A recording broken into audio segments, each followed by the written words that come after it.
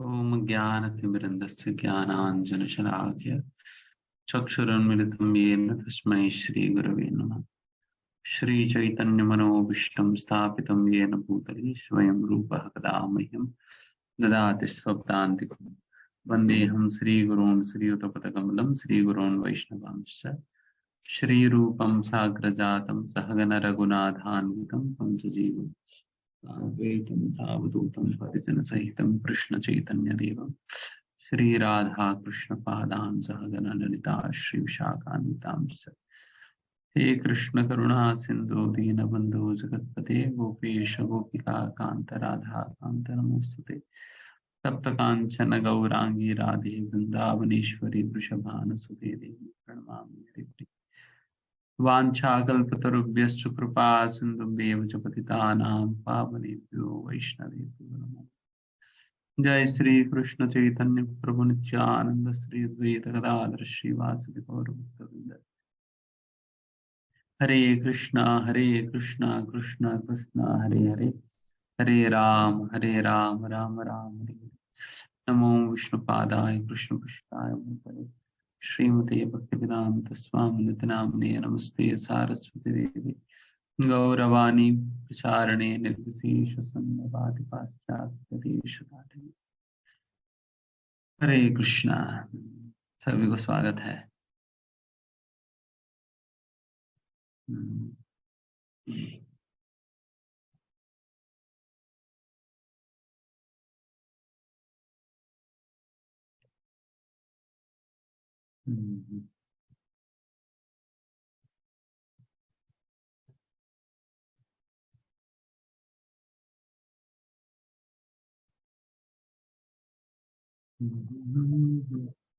आज हम भगवत गीता चर्चा करने जा रहे हैं। आप में से जो भी अभी नया भगवत गीता कोर्स से जो ज्वाइन किए हुए हैं उनका भी विशेष स्वागत है। और जैसे हमने भागवतम के अंतर्गत आपके साथ हमने चर्चा किया कि भगवत गीता भागवतम की जो डिटेल्ड अध्ययन है ऑलरेडी काफी समय से जो चल रहा है। एंड जो भी भगवत गीता कोर्सेस होता है तो उन लोगों को इसी डिटेल कोर्स के अंतर्गत जोड़ा जाता है।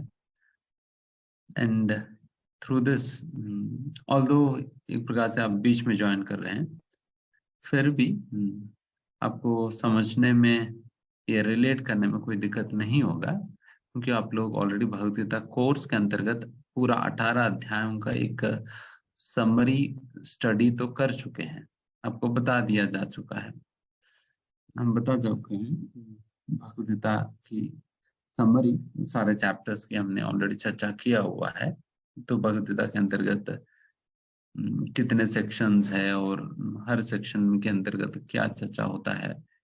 एंड अभी जो चर्चा हो रही है ये भगवत गीता की जो तीसरा सेक्शन, जो कि लास्ट 6 चैप्टर्स 13 से लेकर 18 चैप्टर के अंतर्गत 15वां अध्याय हम चर्चा कर रहे हैं। 15वां अध्याय चर्चा कर रहे हैं और आप बहुत आसानी से समझ लेंगे कि 14 अध्याय में हमने क्या क्या चर्चा किया है। ये ऑलरेडी वैसे हमने गीता कोर्स के अंतर्गत बता दिए हैं। एंड अगर किसी को उसकी अंडरस्टैंडिंग चाहिए देन फिर आप पुनः वो लेक्चर्स आपके साथ शेयर किया हुआ है, तो उन लेक्चर्स का आप सुन सकते हैं, जिससे आपको एक आइडिया लगेगा कि 14 चैप्टर्स तक क्या हुआ है एंड अभी 15वां अध्याय से क्या चर्चा हो रही है ना।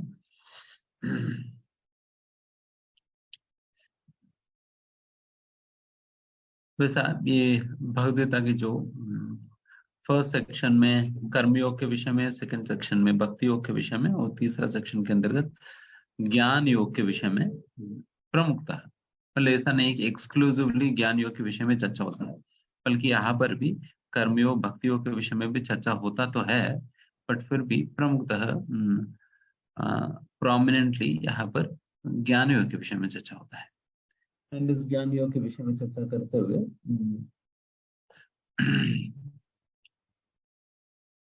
13वें अध्याय के अंतर्गत जो 6 चीजें हैं,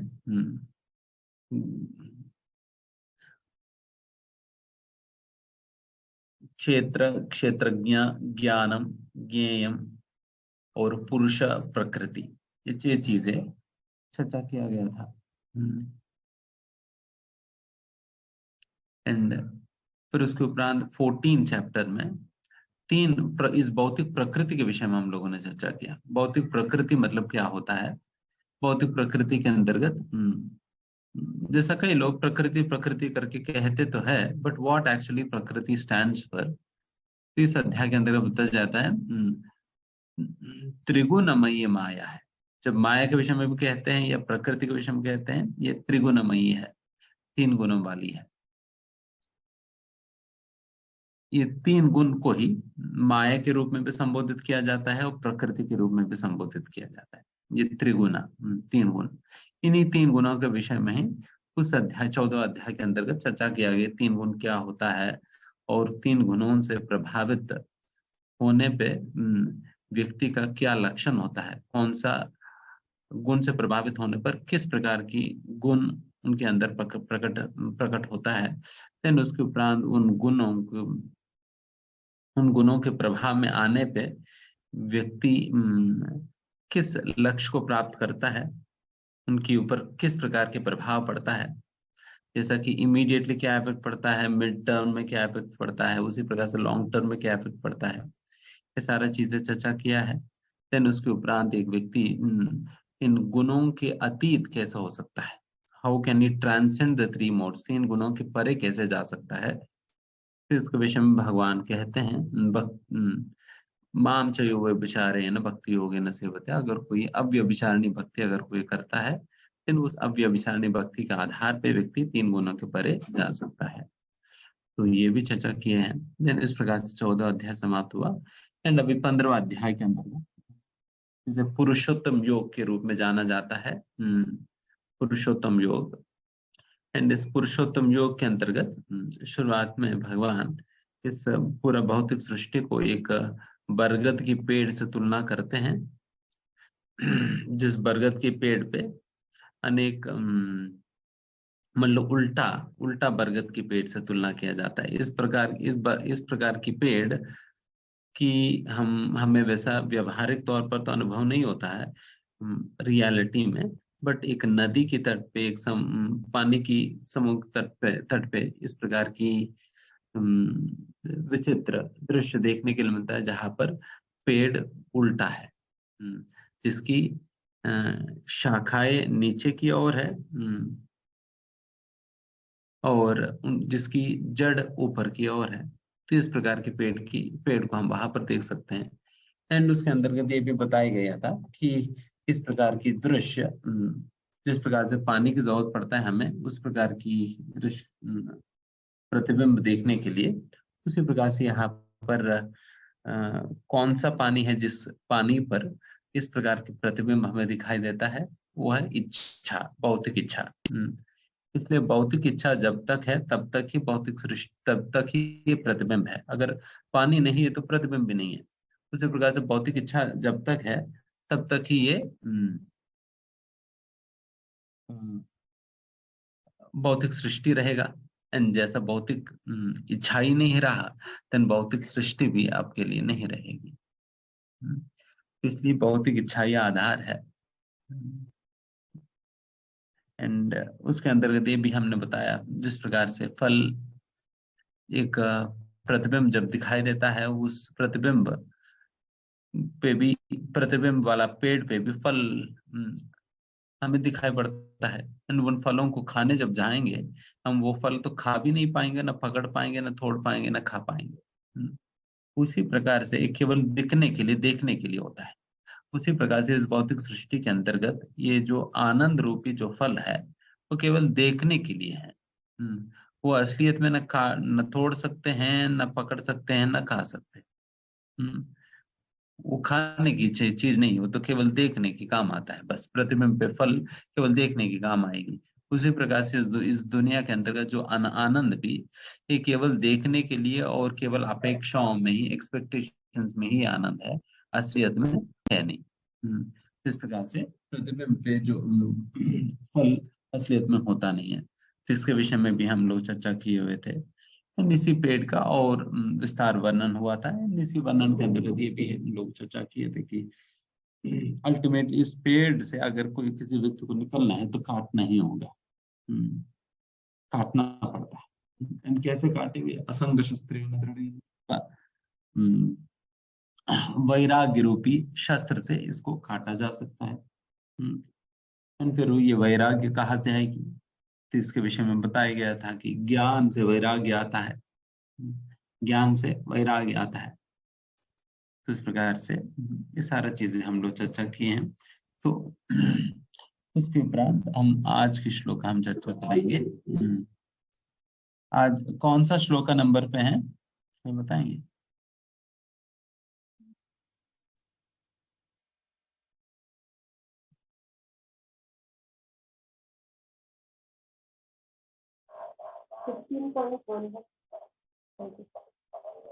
श्लोक का नंबर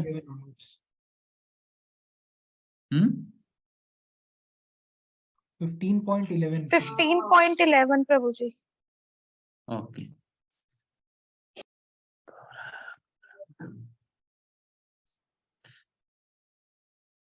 15.11 यदन्तो योगिनश्चैनं पश्यन्ति आत्मनि अवस्थितं यतन्तोऽपि अकृतात्मानो नैनं पश्यन्ति अचेतसः। हरे कृष्णा अनुवाद। प्रभु जी। आत्म साक्षात्कार को प्राप्त प्रयत्नशील योगीजन यह सब स्पष्ट रूप से देख सकते हैं, लेकिन जिनके मन विकसित नहीं है और जो आत्म साक्षात्कार को प्राप्त नहीं है, वे प्रयत्न करके भी यह नहीं देख पाते कि क्या हो रहा है।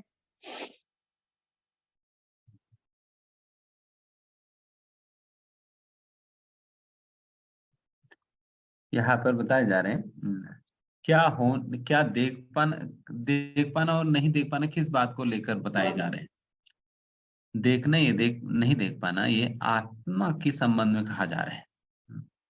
आत्मा की जो जर्नी है, एक शरीर से दूसरा शरीर में और दूसरा शरीर से तीसरा शरीर में, जो ट्रांसमाइग्रेशन है, एंड इसी शरीर के अंतर्गत रहते हुए भी हमारा आत्मा कैसे एक जैसे कहते हैं ना, देहिनोस्मिन् यथा देहि कौमारम यौवनम जरा, कौमार अवस्था से यौवन में कैसे जाता है, यौवन से बूढ़ा शरीर में कैसे जाता है आत्मा। इस जो आत्मा की जो जर्नी को कोई व्यक्ति समझ पाता है, कोई व्यक्ति समझ नहीं पाता है, कोई व्यक्ति देख पाता है, कोई व्यक्ति देख नहीं पाता है। तो इसी के विषय में बताया जा रहा है कौन ऐसा व्यक्ति है देख पाता है, एंड कौन ऐसा व्यक्ति कौन जो नहीं देख पाता है। यहाँ पर यतन तो योगिनश्चैनं पश्यन्ति आत्मनि अवस्थितम।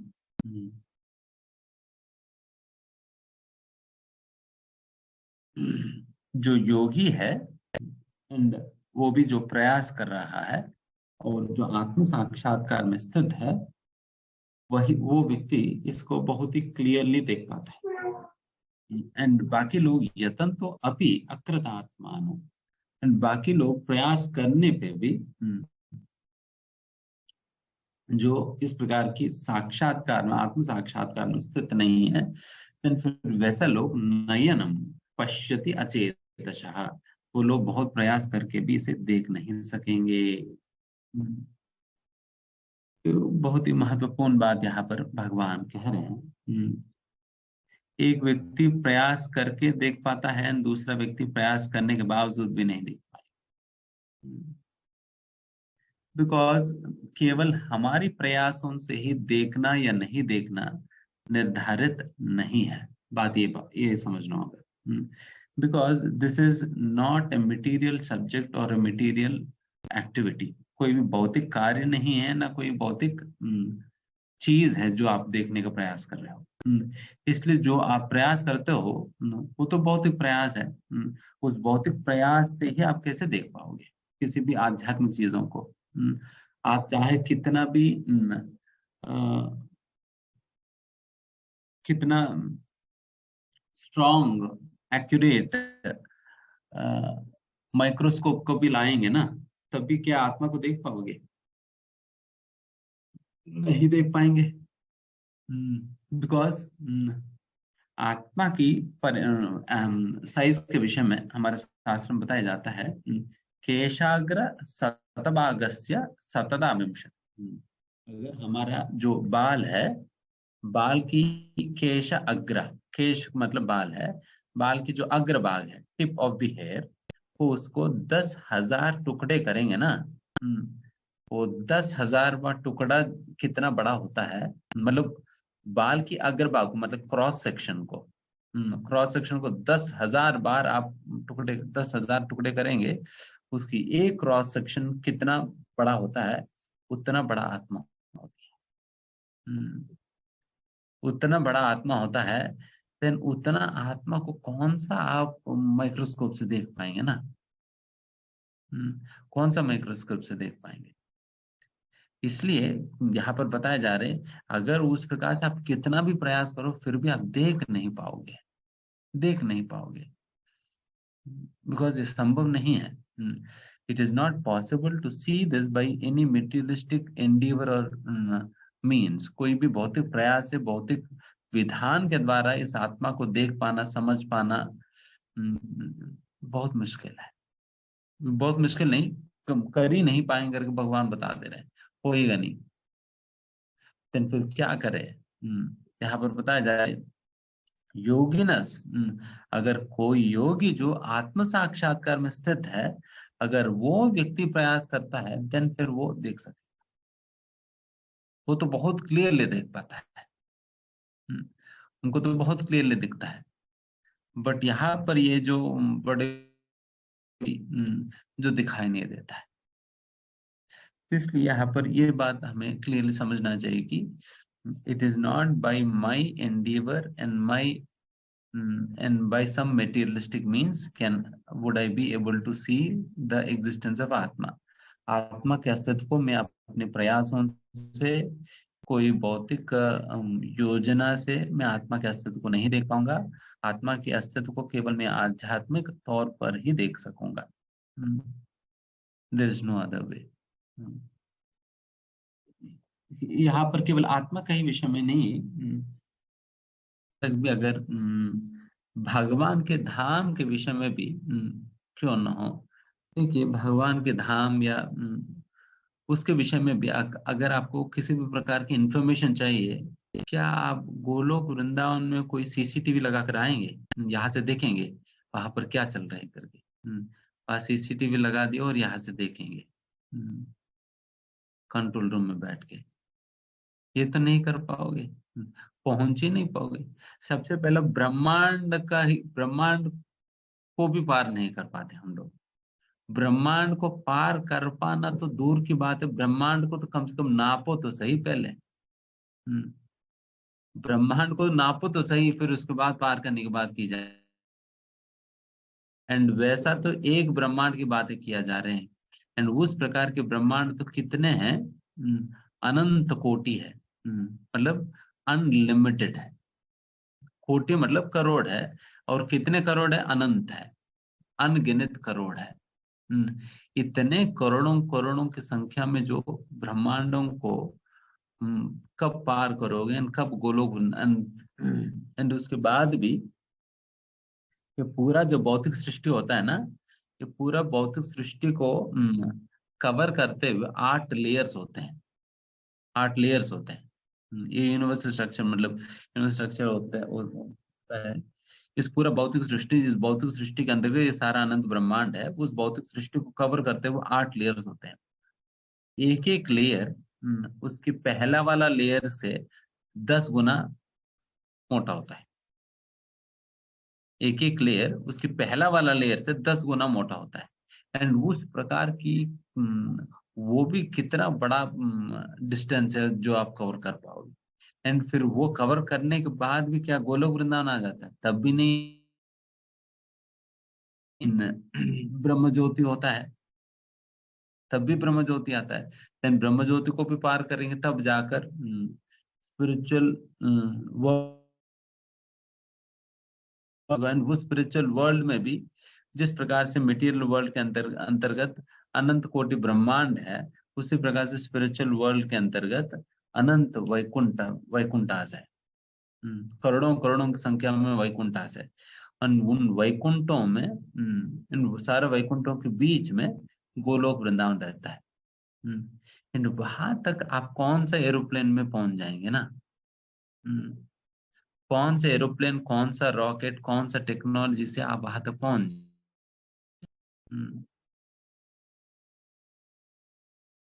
पहुंच ही नहीं पाएंगे। तो फिर वैसा आध्यात्म सृष्टि के विषय में जानकारी आपको कहाँ से मिलेगी? क्या कोई भौतिक प्रयासों से, कोई भौतिक योजना के अनुसार थोड़ी मिलने वाली है? That is to be understood through scriptures. शास्त्रों के द्वारा ही हमें उस प्रकार की इंफॉर्मेशन में मिल पाएगी। अन्यथा और कोई मार्ग नहीं है, और कोई मार्ग नहीं है। केवल शास्त्रों के माध्यम से ही आप समझ पाओगे, है ना?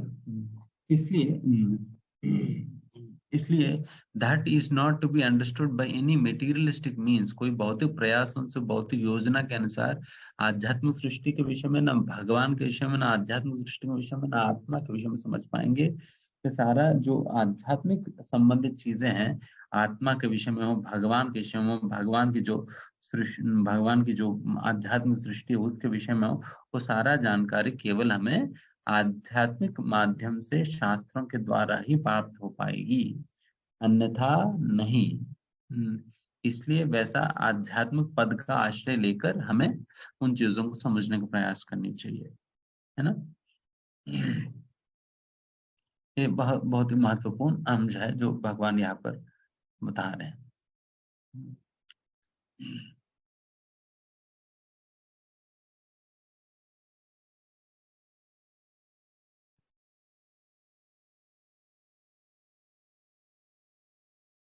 एंड इस तात्पर्य के अंतर्गत भी प्रभुपाद जी योगिना शब्द के ऊपर बहुत सुंदर चर्चा करते हैं। योगिना वैसा अनेक प्रकार की योग पद्धतियां है जो हम गीता को उसमें हमने चर्चा किया ही है।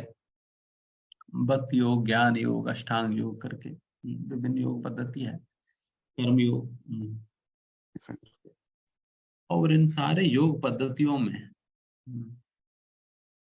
किस योग पद्धति के माध्यम से हमें ये साक्षात्कार हमें जल्द से जल्द प्राप्त हो सकता है, एंड उसके विषय में पहले भी बताया जा चुका है। भक्ति योग के द्वारा, भक्ति योग के द्वारा व्यक्ति बहुत ही जल्दी भगवान के विषय में समझकर या समझ सकता है, और या इस निष्कर्ष पे, इस साक्षात्कार पे पहुंच सकता है, है ना? क्योंकि बाकी योग पद्धतियों की तुलना भक्ति योग की विशेषता यह है, बाकी योग पद्धतियों में प्रगति आपकी प्रयासों से और आपकी क्षमता के ऊपर आधारित है। आप कितना प्रयास कर सकते हो और आपकी कितना सामर्थ्य है, तो उसके ऊपर आधारित है। बट भक्ति योग में ये भगवान की कृपा पे आश्रित है। भगवान कृपा पे आश्रित है। भगवान कृपा पे आश्रित होने के कारण यहाँ पर जो सामर्थ्य है वो असीमित हो जाता है। वही जब हमारे सामर्थ्य के ऊपर हम कुछ भी काम करते हैं, हमारे सामर्थ्य से सीमित हो जाता है। और वही अगर भगवान की कृपा की आधार पे कोई व्यक्ति कोई भी कार्य टेकअप करता है, वो भगवान की कृपा तो असीमित है, तो उसकी वजह से वहां पर हमारी कैपेसिटी भी असीमित हो जाता है। जो हम हासिल कर सकते वो भी असीमित हो जाते हैं। इसलिए व्यक्ति बहुत जल्दी भगवान को प्राप्त करता। जैसे उदाहरण के लिए मान लो कि अगर मैं मोदी जी को देखना चाहूं, कितना समय लगेगा और कितना प्रयास लगेगा?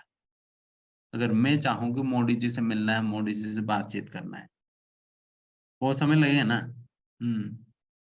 इतना आसानी से तो नहीं मिलने वाला अपॉइंटमेंट। अगर वही उल्टा, अगर मोदी जी मेरे को देखना चाहे, मेरे से बात करना चाहे तो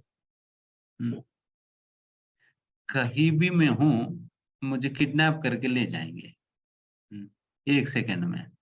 उनकी क्या है, किडनैप करके ले जाएंगी और फिर सामने खड़ा कर देंगे।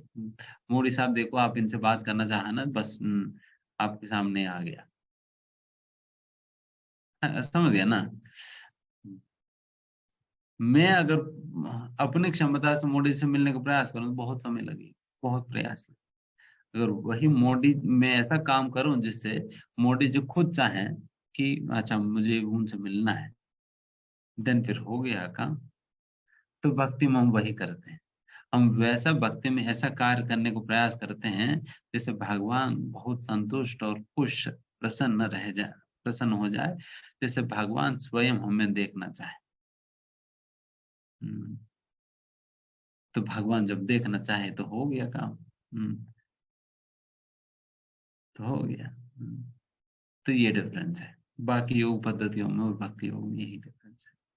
इसलिए भक्ति योग में बहुत जल्दी हम भगवान को प्राप्त कर सकते हैं। केवल हमें बस यही इसी पे ध्यान देना होगा कि मुझे क्या ऐसा चीज करनी चाहिए जिससे भगवान मेरे से प्रसन्न हो और भगवान को चाहे मेरे को दे।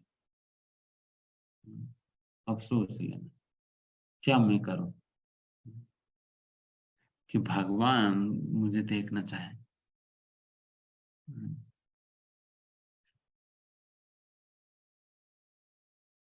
फिर उसके आगे, यदादित्यगतं तेजो जगद्भाषयते अखिलं, यच्चन्द्रामसि यच्चाग्नौ तत्तेजो विद्धि मामकम्। सूर्य का तेज तो सारे विश्व के अंधकार को दूर करता है, मुझसे ही निकलता है। चंद्रमा तथा अग्नि के तेज भी मुझसे उत्पन्न है। यहाँ पर भगवान बता रहे हैं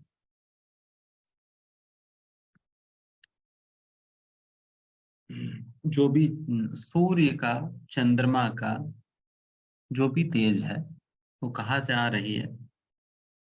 भगवान से ही। भगवान से ही सूर्य चंद्रमा का तेज आ रहा है। ये कैसे? जिस प्रकार से बताया जाता है कि भास्वान्यताश्म सकलेषु निजेषु तेजः स्वीयं कियत् प्रकटयति अपि तद्वदत्र।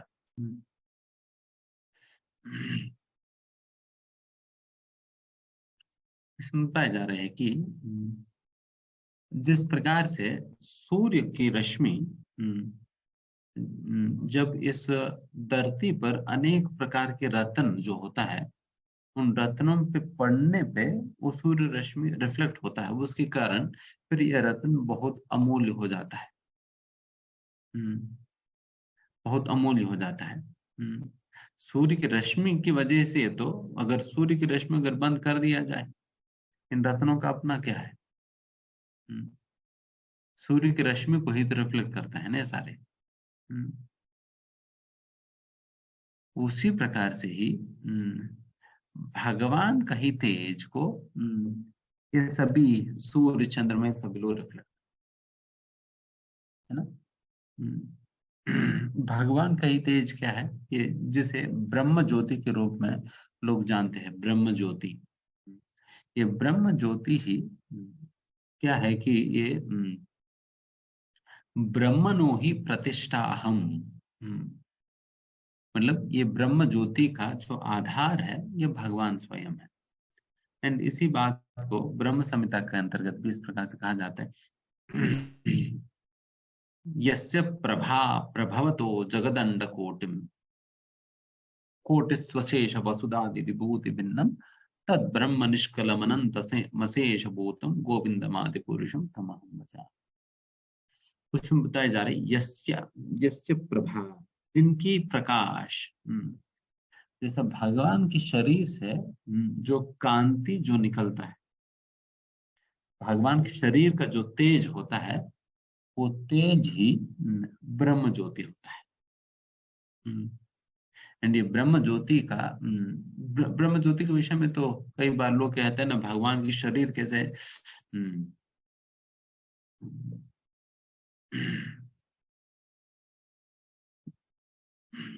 करोड़ों सूर्यों की तेज के समान है करके बताते हैं ना। कोटि सूर्य समप्रभा, कोटि सूर्यों का समान प्रभा मतलब प्रकाश देने वाले या प्रकाश होने वाले, कोटि सूर्य समप्रभा भगवान को विष्णु कहते हैं। इस प्रकार से करोड़ों सूर्यों के प्रकाश अगर एक धम से एक ही स्थान से निकले कैसे होता है, उस प्रकार से भगवान का शरीर बिल्कुल तेजोमय और प्रकाशमान है। एंड भगवान के शरीर से करोड़ों सूर्यों की तेज निकलता है, इसलिए करोड़ों सूर्यों को भगवान अपनी तेज को सप्लाई करते हैं। सूर्य को भी तेज सप्लाई करने वाला तो भगवान से ही जाता है। भगवान की शरीर के तेज से ही सूर्य को भी प्रकाश मिलता है, चंद्रमा को भी। वही बात यहाँ पर बताए जा रहे हैं, मेरे से ही सभी लोगों को मिल रहा है करके बताया जा रहा है ना। यद आदित्य गतम तेजो जगत भाषते अखिलम यद चंद्रांश यद चाग्नो तद तेजो विद्धि मामकम तद तेजो विद्धि मामकम। मेरी ही ब्रह्मी मेरे से जा रहे, ये सारा तेज मेरे से जा रहे। इस प्रकार से इस श्लोक को भी हम समझ सकते हैं, है ना।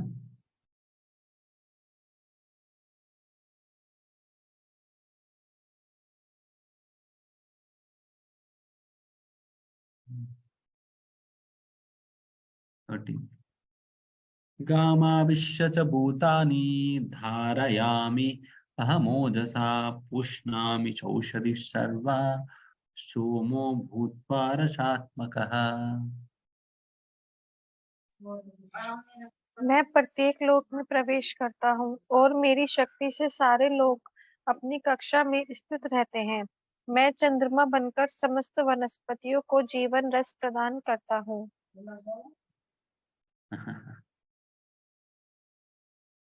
अभी तक लोगों को पता नहीं चल पा रहा था कि सारे ग्रह अपने अपने निर्धारित रास्ते में कैसे इतना अनंत समय से चल पा रही है। कोई जाकर बीच बीच में तेल डाल रहे हैं, बीच बीच में कहीं पेट्रोल पंप आता है, खत्म होने पे आप अपना पेट्रोल भर दो। वैसे ना कोई पेट्रोल पंप है ना पेट्रोल भर रहे हैं, एंड फिर भी कंसिस्टेंट स्पीड में पृथ्वी घूम रहा है, सारे ग्रह भी घूम रहे हैं। Who is making all of this happen? Consistent speed में Earth is revolving. क्या कभी आपने देखा है कि पृथ्वी थोड़ा 5 मिनट लेट हो गया आज? ऐसा तो नहीं हुआ। हर दिन उतना ही समय लग रहा है, एंड वो भी कितना समय से चल रहे हैं, अनंत समय से चल रहा है। पृथ्वी हमेशा अपने ऑर्बिट में उतने ही स्पीड के साथ रिवॉल्विंग एंड रोटेशन दोनों चल रहा है। It is accurate even to the fraction of a second. इतना बड़ा पृथ्वी की वेलोसिटी मतलब उनकी स्पीड इत्यादि इतना कंसिस्टेंट है एंड प्रॉपर है कि एक फ्रैक्शन ऑफ ए सेकेंड का भी डिफरेंस नहीं आता। फ्रैक्शन ऑफ ए सेकेंड का भी डिफरेंस नहीं आ रहा। Who is making all of this happen such great accuracy? इतना बड़ा एक्यूरेसी के साथ कौन ऐसा सारी चीजें करवा पा रहे? भगवान वही बता रहे, मैं स्वयं हर इसमें जा रहा हूँ। हर ग्रह में मैं प्रवेश करता हूँ। हम वो जैसा मैं प्रवेश कर रहा हूँ। भगवान प्रवेश करके सारे ग्रहों का अपने अपने ऑर्बिट्स में चलने में भगवान देख रहे हैं, ताकि हर एक अपने अपने ऑर्बिट में जाए। कितना परफेक्शन के साथ, कितना एक्यूरेसी के साथ। Everything is perfectly placed. सब कुछ इतना परफेक्टली प्लेस्ड है इस दुनिया के अंतर्गत। आप देखिए उस प्रकार की एक्यूरेसी हम एक माइक्रो वर्ल्ड में भी देख सकते हैं और मैक्रो वर्ल्ड में भी देख सकते हैं। जैसा एक एटम के अंतर्गत इलेक्ट्रॉन, प्रोटॉन, न्यूट्रॉन्स वगैरह रिवॉल्व होना, वो भी कितना एक्यूरेसी के साथ होता है। एंड उसी प्रकार से एक प्लैनेटरी सिस्टम को भी लीजिए, उसमें भी सारे प्लैनेट्स कितना एक्यूरेसी के साथ घूम रहा है। तो सारा कुछ मैक्रो वर्ल्ड में भी और माइक्रो वर्ल्ड में भी, दोनों जगह पर इन चीजों से अपनी नियमित निर्धारित काम करवाने वाले तो भगवान स्वयं। इसलिए भगवान कहते एक अन्य शास्त्र में भी, अंडांतरस्थो परमाणुच अंतरस्थम। अंडा मतलब एक ब्रह्मांड के अंतर्गत भी भगवान प्रवेश करके उस ब्रह्मांड को भी सही प्रकार से चलायमान, मतलब सही प्रकार से चलाते हैं। उसी प्रकार से परमाणु, एक एटम के अंतर्गत भी भगवान प्रवेश करके उसके अंतर्गत भी सारा चीजों को सही प्रकार से चलाते हैं। अंडांतरस्थो, अंडा अंडा अंतरस्थो, एक ब्रह्मांड के अंतर्गत परमाणु चाहिए, एक परमाणु के अंदर भी भगवान। यहाँ पर भगवान ये भी कह रहे कि मैं एक ग्रह में भी प्रवेश कर। तो उस प्रकार से हर लेवल पर भगवान की इन्वॉल्वमेंट है। इसलिए जो व्यक्ति बुद्धिमान है, ज्ञानी है, वो भगवान को तो हमेशा देख सकता है।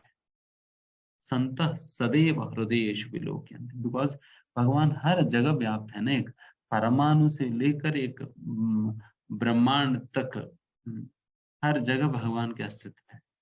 बट समस्या है कि देखने का नजरिया हमारे पास नहीं है। We do not have that vision to see him. हमारे पास उस प्रकार की दृष्टि नहीं भगवान को देखने के लिए। भगवान तो हर जगह, भगवान कह रहे मैं तो यहाँ पर भी हूँ, यहाँ पर भी, यहाँ पर तुम्हारे हृदय में भी हूँ करके। तो हमारी मतलब हमारी ऐसा दौर्भाग्य स्थिति है, although the Lord is the one who is closest to us, जो हम हमारे लिए सबसे नजदीक कौन है इस दुनिया के अंतर्गत? भगवान ही तो है। क्योंकि एक ही हृदय में आत्मा भी और परमात्मा भी है। इतना नजदीक कौन होंगे? कोई नहीं हो सकता। इतना नजदीक होने के बाद भी देख नहीं पा रहे उन्हें। फिर भी लोग पूछ रहे कि हमारे पास प्रमाण दिखाओ, प्रमाण दिखाओ भगवान है करके। बट वही अगर भक्तों की दृष्टि से देखा जाए तो भगवान एक परमाणु में भी है, एक ब्रह्मांड में भी है, आपके शरीर में भी है, और हर जगह भगवान व्याप्त है। तो बस यही देखने का ही नजरिया। बाकी लोग देखिए, आप कितना भी आंख बंद करके चिल्लाते रहेंगे कि सूर्य नहीं है, सूर्य नहीं है, सूर्य नहीं है, क्या सूर्य गायब हो जाएंगे दिन के समय? अगर दिन के समय आप आंख बंद करके आप कहेंगे कि अरे सूर्य नहीं है, तो फिर तुम्हें कौन दिखा पाएगा? तुम्हें कौन दिखा पाएगा? बस सूर्य को देखना है तो क्या करना है? सिंपली आंखें खोलो, दिख जाएंगे सूर्य। उसी प्रकार से अगर व्यक्ति भगवान के विषय में भी केवल आंख बंद करके ही चला रहे हैं, भगवान नहीं, भगवान नहीं है करके, बस आंखें खोलो तो सही, भगवान दिख ही जाएंगे। भगवान दिख जाएंगे, बिकॉज भगवान की अस्तित्व हर जगह है। Krishna is there in everything, everywhere.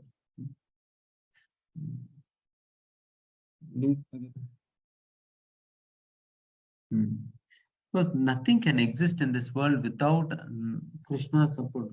कुछ भी इस दुनिया के अंतर्गत टिक नहीं सकती है भगवान के अस्तित्व के अलावा, भगवान की सपोर्ट के बिना। एक एटम को भी टिकाना है तब भी भगवान ही चाहिए। एक ब्रह्मांड को भी टिकाना है तब भी भगवान चाहिए। एक शरीर को भी टिकाना है तभी भगवान ही चाहिए। है ना? अगर हमारे शरीर से भी भगवान छोड़कर रह रही है, तुम मेरे को मानते ही नहीं है, ऐसा व्यक्ति के साथ क्यों रहो? अगर भगवान निकल जाए उस शरीर से, क्या होगा फिर? हो गया काम, मर जाएगा।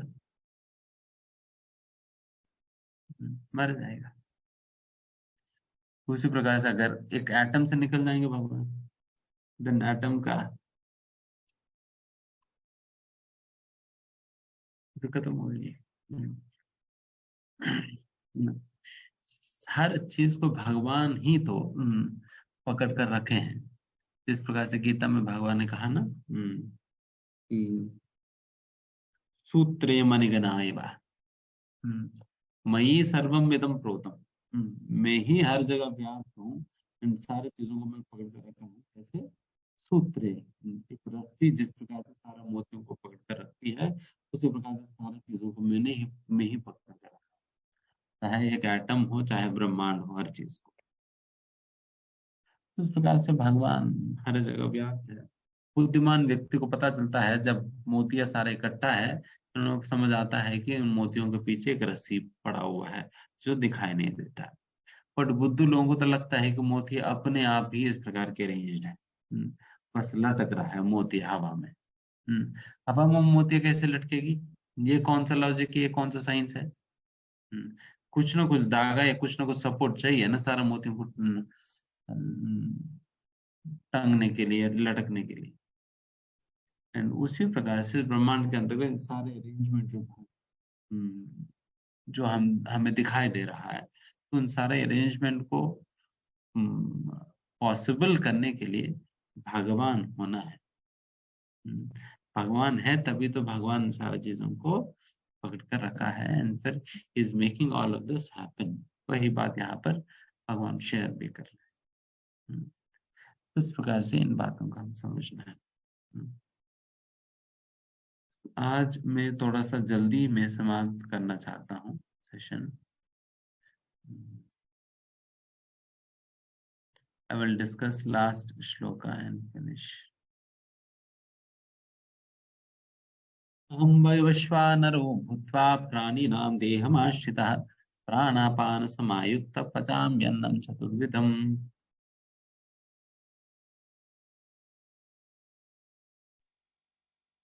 मैं समस्त जीवों के शरीर में पाचन अग्नि वैष्णव वैश्नार वैश्वानर हूँ, और मैं श्वास प्रश्वास प्राणवायु में रहकर 4 प्रकार के अन्नों को पचाता हूँ।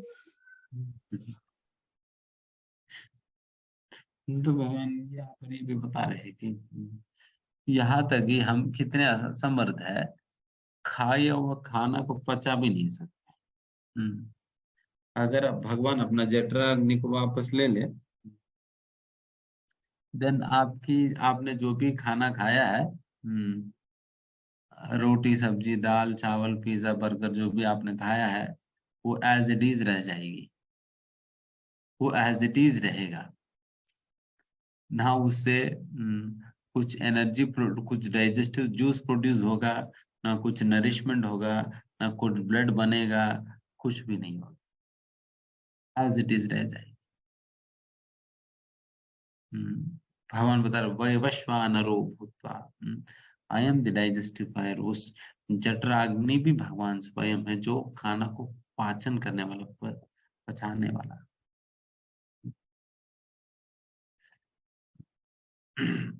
Look, Krishna, you can see to what extent he is involved in our lives. किस हद तक भगवान, हर कदम कदम पर भगवान की इन्वॉल्वमेंट है हमारे जीवन में। बट फिर भी लोग नकार देते हैं भगवान को, भगवान नहीं है करके कह देते हैं।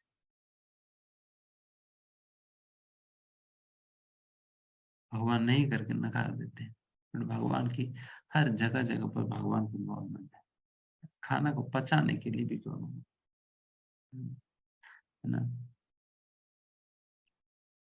तो इस प्रकार से one who is aware of this knowledge, जो व्यक्ति इस ज्ञान को समझता है, देन वो हर क्षण हर कदम कदम पर भगवान की अस्तित्व को समझते हुए अपना जीवन यापन करता है। इसलिए ब्रह्म संहिता में कहा जाता है, संत सदैव हृदयेषु विलोकयन्ति। एक संत जो है वो हमेशा भगवान को देख सकता है। भगवान हर किस प्रकार से हर जगह व्याप्त है, हर कदम कदम पर भगवान कैसे उनकी साथ दे रहे हैं, तो ये सारा कुछ देख पाता है, इसलिए भगवान को हमेशा देखता है। तो इस प्रकार से हमें भगवान के विषय में हमें समझना होगा। Knowing all of this we should be very grateful to the Lord. बहुत कृतज्ञ रहना चाहिए हमें भगवान के प्रति। ओके, तो मैं यहाँ पर समाप्त करना चाहता हूँ। maybe 2 questions I can take up. So thank you very much प्रभु जी। जिनका भी सवाल है, 2 क्वेश्चन प्रभु जी आज ले पाएंगे, सो मैं रिक्वेस्ट करूंगा कि आप हैंड रेज करें। सो नीरज गर्ग प्रभु, आप प्लीज अपने आप को अनम्यूट करके अपना सवाल पूछें।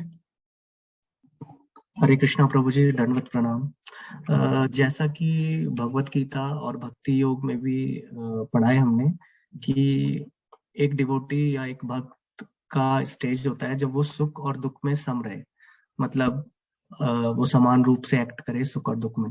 तो ऐसा स्टेज रीच करना कैसे पॉसिबल है? देखिए, this is a stage of fulfilment. व्यक्ति जब पूरा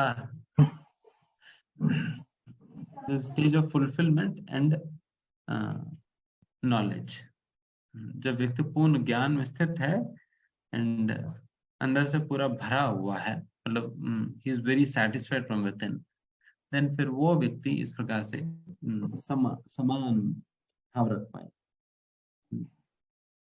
बिकॉज जिस व्यक्ति के पास भरपूर मात्रा में है, उनको क्या डर है कुछ खोने की, कुछ मिलने की, है ना। जैसे मैं पहले भी एक उदाहरण दिया था, अगर मान लीजिए आपके पास 10,000 करोड़ रुपए है या नहीं आपके पास?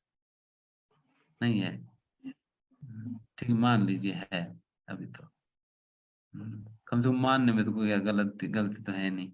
10,000 करोड़ रुपए आपके पास मान लीजिए है, उसमें से मानो कि 10 रुपए खो जाता है, रोएंगे? नहीं।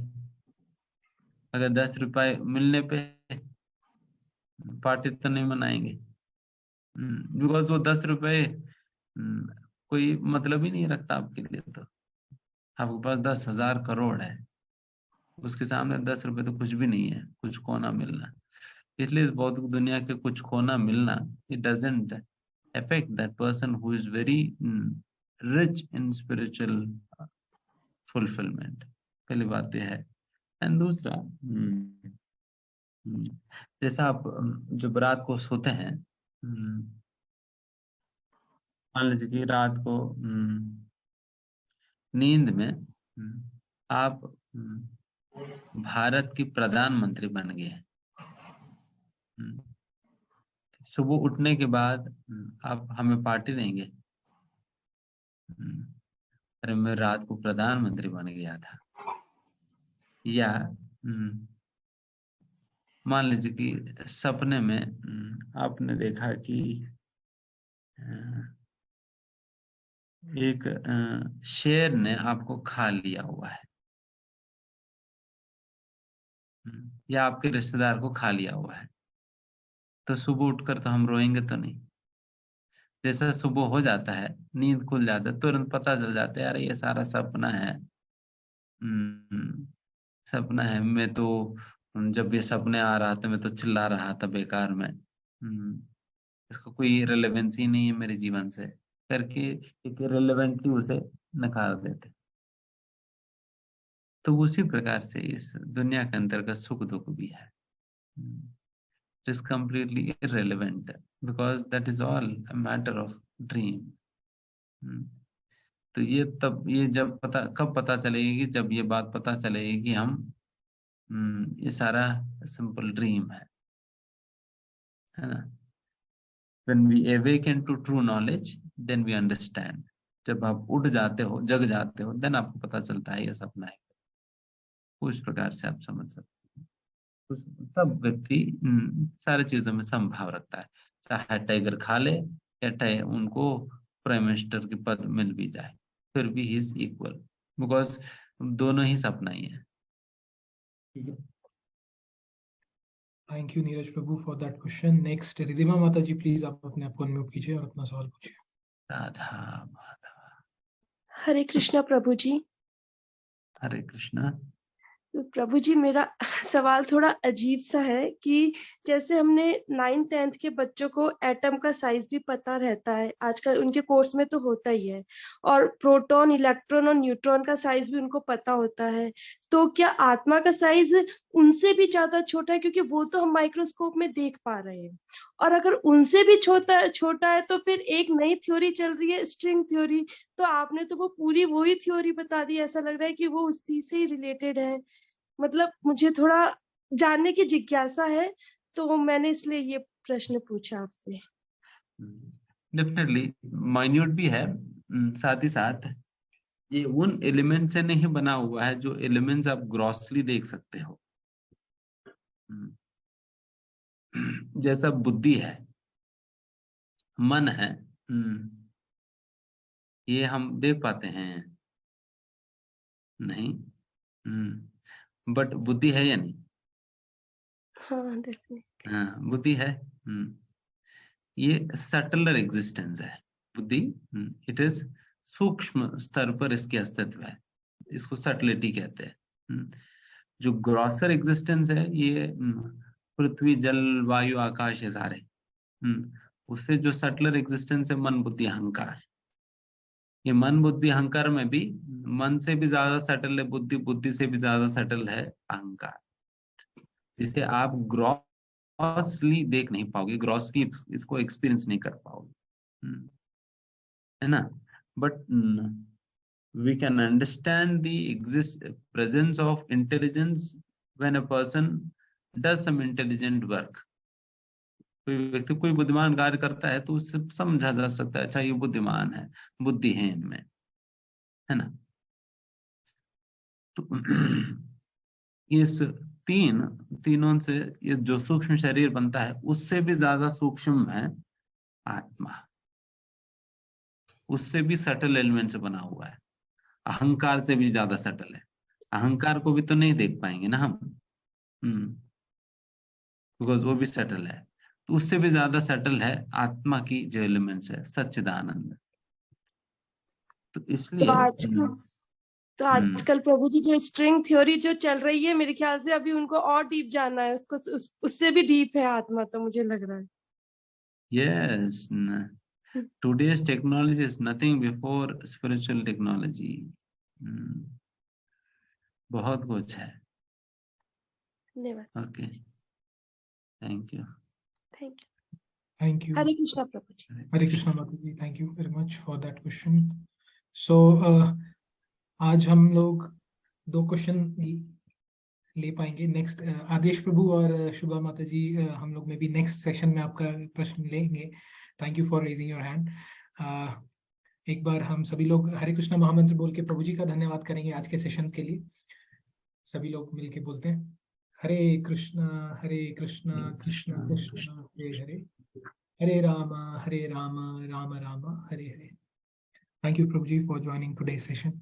हरे कृष्णा. सो कुछ 1-2 अनाउंसमेंट्स हैं जो कि मैं यहाँ पे शेयर करना चाहूंगा आप सभी लोगों के साथ. सो जैसा कि आप सभी लोगों को पता है कि यात्रा